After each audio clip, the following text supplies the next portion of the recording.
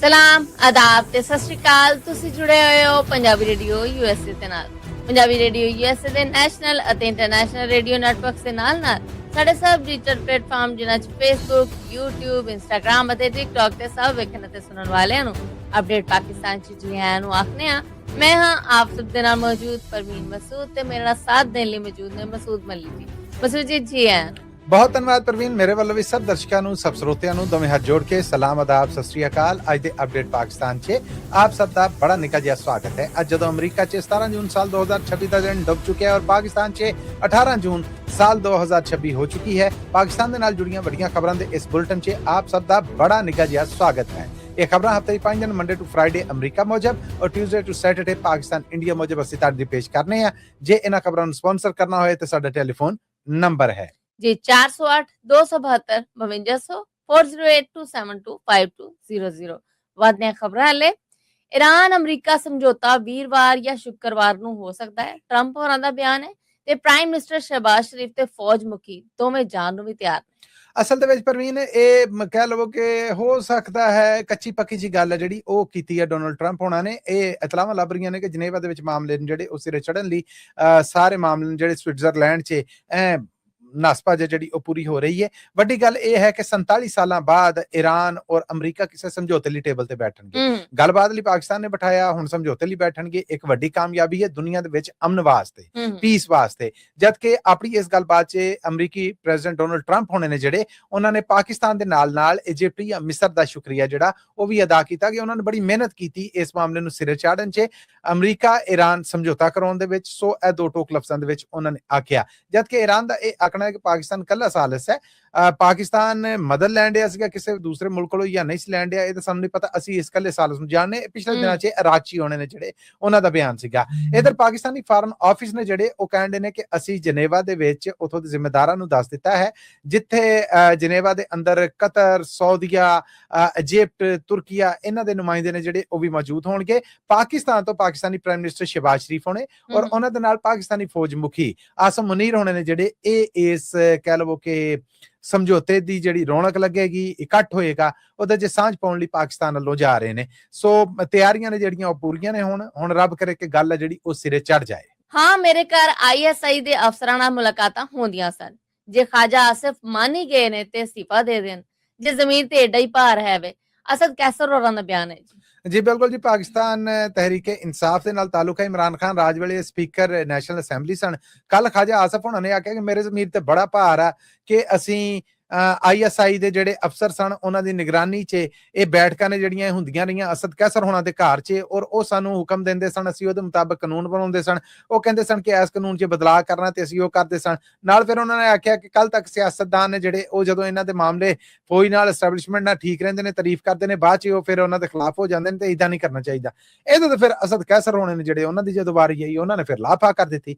ਉਹਨਾਂ ਆਖਿਆ ਖਾਜਾ ਆਸਫ ਸਾਹਿਬ ਇਹ ਤਾਂ ਤੁਸੀਂ ਮੰਨਣ ਦੇ ਜੇ ਨਾ ਕਿ ਇਹ ਮੇਰੇ ਹੋਇਆ। ਹਾਂ, ਮੈਂ ਵੀ ਮੰਨਣਾ ਹੈ ਬਿਲਕੁਲ। ਮੇਰੀ ਬੈਠ ਕੇ ISI ਦੇ ਅਫਸਰ ਨੇ ਜਿਹੜੇ ਉਹਨਾਂ ਦੀ ਨਿਗਰਾਨੀ ਦੇ ਵਿੱਚ ਕਾਨੂੰਨ ਬਣਦੇ ਰਹੇ, ਦਸਤੂਰ ਬਣਦੇ ਰਹੇ, ਤੁਸੀਂ ਵੀ ਉਹਦੇ 'ਚ ਸ਼ਾਮਲ ਰਹੇ। ਤੁਸੀਂ ਆਖਿਆ ਤੁਹਾਡੇ ਜ਼ਮੀਰ ਤੇ ਬੜਾ ਭਾਰ ਆ। ਉਦੋਂ ਤੁਹਾਡੇ ਜ਼ਮੀਰ ਤੇ ਭਾਰ ਨਹੀਂ ਸੀਗਾ ਜਦੋਂ ਤੁਸੀਂ ਸਿਆਲਕੋਟ ਤੋਂ ਹਰਿਆਣਾ ਡਾਰ ਆ ਜਿਹੜੀ ਉਹਨੂੰ ਨਜਾਇਜ਼ ਤਰੀਕੇ ਦੇ ਨਾਲ ਹਰਾ ਕੇ ਅਸੈਂਬਲੀ 'ਚ ਅਪੜੇ ਜੇ। ਏਡਾ ਜ਼ਮੀਰ ਤੇ ਭਾਰ ਆ ਤੇ ਅਸਤੀਫਾ ਦਵੋ ਨਾ। ਇੱਥੇ ਜ਼ਮੀਰ ਕਿਉਂ ਨਹੀਂ ਜਾਗਦਾ? ਉਦਾਂ ਤੁਸੀਂ ਬੜਾ ਇਹ ਮਾਮਲੇ ਨੇ ਜਿਹੜੇ ਕਰਨ ਡੇ ਜੇ ਜ਼ਮੀਰ ਤੇ ਏਡਾ ਭਾਰ ਆ ਤੇ ਵੇਖੋ ਤੁਸੀਂ ਫਾਰਮ 45 ਦੇ ਨਾਲ ਨਹੀਂ ਆਏ, ਤੁਸੀਂ ਫਾਰਮ 47 ਦੇ ਨਾਲ ਆਏ ਜੇ, ਜਿਨ੍ਹਾਂ ਅਫਸਰਾਂ ਦਾ ਤੁਸੀਂ ਹਵਾਲਾ ਦੇ ਰਹੇ ਜੇ ਕਿ ਜੀ ਇਹ ਵੇਖੋ ਨਾ ਕੱਲ ਤੱਕ ਇਮਰਾਨ ਖਾਨ ਦੀ ਸਰਕਾਰ ਆ ਜਿਹੜੀ ਉਹ ਇਹਨੇ ਐਸਟੈਬਲਿਸ਼ਮੈਂਟ ਨੇ ਤੇ ਫੌਜ ਨੇ ਬਣਾ ਕੇ ਰੱਖੀ ਸੀਗੀ, ਤੇ ਅੱਜ ਸਾਨੂੰ ਜਿਹੜੇ ਕਹਿੰਦੇ ਨੇ ਕਿ ਅਸੀਂ ਫੌਜ ਦੇ ਨਾਲ ਆਏ ਆ। ਤੇ ਠੀਕ ਹੈ, ਗੈਰਤ ਕਰੋ ਨਾ, ਇੱਥੇ ਵਿਖਾ ਲਓ ਸਿਆਸੀ ਗੈਰਤ। ਕਹੋ ਕਿ ਇਹ ਪਿਆ ਅਸਤੀਫਾ ਮੈਨੂੰ ਆਵਾਮ ਸਿਲੈਕਟ ਕਰੇਗੀ ਤੇ ਮੈਂ ਆਵਾਂਗਾ, ਨਹੀਂ ਤੇ ਮੈਂ ਨਹੀਂ ਆਵਾਂਗਾ। ਹਕੀਕਤ ਇਹ ਹੈ ਕਿ ਤੁਸੀਂ ਹਰਿਆਣਾ ਡਾਰ ਜਿੱਤੀ ਨੂੰ ਧੱਕੇ ਦੇ ਨਾਲ ਹਰਾ ਕੇ ਇੱਥੇ ਤੱਕ ਕੱਪੜੇ। ਉਸ ਤੋਂ ਬਾਅਦ ਕਹਿੰਦੇ ਨੇ ਕਿ ਨੈਸ਼ਨਲ ਅਸੈਂਬਲੀ 'ਚ ਇੱਕ ਦੂਜੇ ਨੂੰ ਉਹ ਕੁਛ ਕਿਹਾ ਗਿਆ ਕਿ ਜਿਹੜਾ ਨਾ ਲਿਖਿਆ ਜਾ ਸਕਦਾ ਤੇ ਨਾ ਬਿਆਨ ਕੀਤਾ ਜਾ ਸਕਦਾ। ਸੋ ਮਾਮਲਾ ਜਿਹੜਾ ਉਹ ਟਿਕਾ ਕੇ ਗਰਮ ਹੋਇਆ ਤੇ ਇਹਦੇ ਤੇ ਖਾਜਾ ਆਸਫ ਸਾਹਿਬ ਜਿਹੜੇ ਕਹਿੰਦੇ ਸੀਗੇ ਉਹ ਕੋਈ ਇੱਜ਼ਤ ਹੁੰਦੀ ਹੈ, ਉਹ ਕੋਈ ਗੈਰਤ ਹੁੰਦੀ ਹੈ, ਕੱਲ ਜਦੋਂ ਅਸਦ ਕੈਸਰ ਹੋਣੇ ਪਏ ਨੇ ਤੇ ਇਹਦੇ ਤੇ ਖਾਜਾ ਆਸਫ ਸਾਹਿਬ ਕੁਸਕੇ ਨਹੀਂ ਗਏ। ਬਹਰਹਾਲ ਦੋਵੇਂ ਸਿਆਸੀ ਪਾਰਟੀਆਂ ਦੇ ਹਾਮੀ ਨੇ ਜਿਹੜੇ ਉਹ ਹੱਥੋਂ ਬਖੀ ਹੋਣ ਤੱਕ ਕੱਪੜੇ ਜੀ। KPK ਸੂਬੇ ਦੇ ਸ਼ਹਿਰ ਮਰਦਾਨ 'ਚ ਗੁਰੂ ਘਰ ਤੇ ਫਾਇਰਿੰਗ ਕਰਕੇ 70 ਵਰਿਆਂ ਦੇ ਮੀਆਂ ਬੀਵੀ ਨੂੰ ਕਤਲ ਕਰ ਦਿੱਤਾ ਗਿਆ।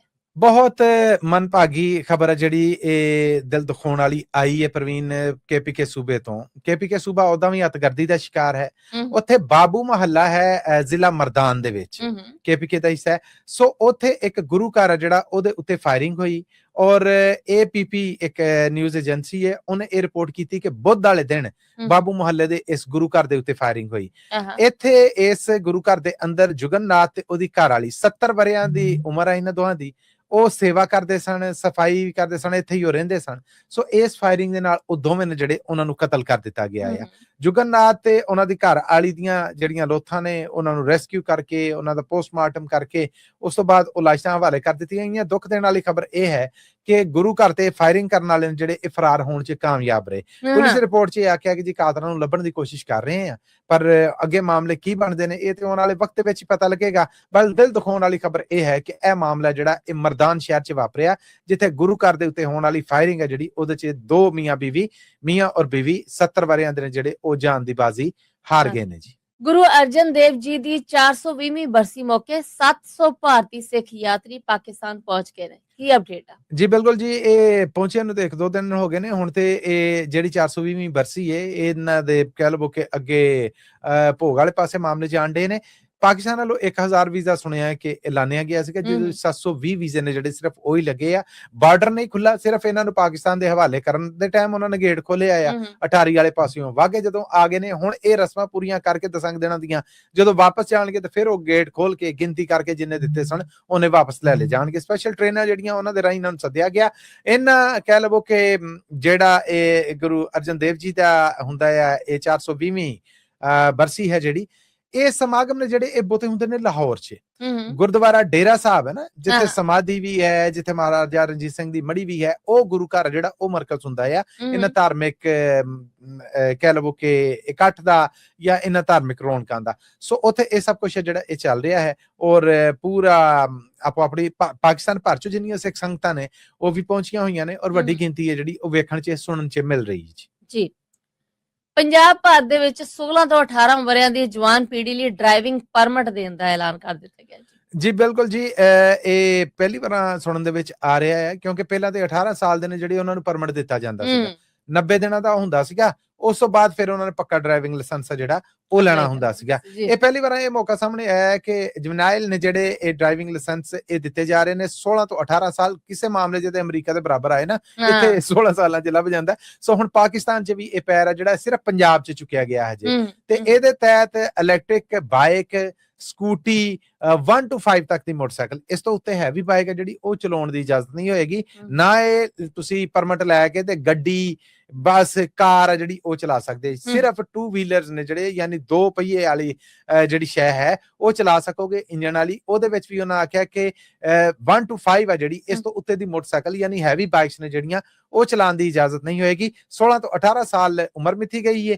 18 ਸਾਲ ਤੋਂ ਬਾਅਦ ਫਿਰ ਪੱਕਾ ਲਾਇਸੈਂਸ ਜਿਹੜਾ ਉਹ ਹੋਏਗਾ। ਸ਼ੁਰੂਆਤ ਪੰਜਾਬ ਤੋਂ ਹੋ ਗਈਆਂ, ਬਾਕੀ ਸੂਬੇ ਕਬੂਲਦੇ ਨੇ, ਨਹੀਂ ਕਬੂਲਦੇ। ਫੈਡਰਲ ਕਬੂਲਦਾ, ਨਹੀਂ ਕਬੂਲਦਾ। ਇਹ ਤੇ ਆਉਣ ਵਾਲੇ ਵਕਤ ਵਿੱਚ ਪਤਾ ਲੱਗੇਗਾ ਕਿਹੜਾ ਇਸ ਚੰਗਿਆਈ ਨੂੰ ਨਾਲ ਲੈ ਕੇ ਆਂਦਾ। ਔਰ ਮੈਂ ਕਹਿੰਦਾ ਪਰ ਵੀ ਠੀਕ ਹੋ ਗਿਆ। ਵੇਖੋ, ਨਿਆਣੇ 12-14 ਸਾਲਾਂ ਦੇ ਮੋਟਰਸਾਈਕਲਾਂ ਭਜਾਈ ਫਿਰਦੇ ਸਨ, ਸਭ ਕੁਝ ਕਰੀ ਫਿਰਦੇ ਸਨ, ਉਹ ਜੁਰਮ ਸੀਗਾ, ਕ੍ਰਾਈਮ ਸੀਗਾ। ਜਦੋਂ ਕੋਈ ਫੜਿਆ ਜਾਂਦਾ ਸੀਗਾ ਉਹਨਾਂ ਦੇ ਮਾਪਿਆਂ ਦੇ ਉੱਤੇ ਪਰਚਾ ਦਿੱਤਾ ਜਾਂਦਾ ਸੀਗਾ। ਹੁਣ ਕਮ ਸੇ ਕਮ ਜੋ ਵੀ ਵਾਇਲੇਸ਼ਨ ਹੋਏਗੀ ਉਹ ਇਸ ਉਮਰ ਦੀ ਹੱਦ ਦੇ ਮੁਤਾਬਕ ਇਹਦੇ ਘੇਰੇ ਦੇ ਵਿੱਚ ਹੋਏਗੀ। ਕਾਨੂੰਨਾਂ ਦੀ ਇੰਪਲੀਮੈਂਟੇਸ਼ਨ ਵੀ ਉਹਦੇ ਮੁਤਾਬਕ ਹੀ ਹੋਏਗੀ ਜੀ।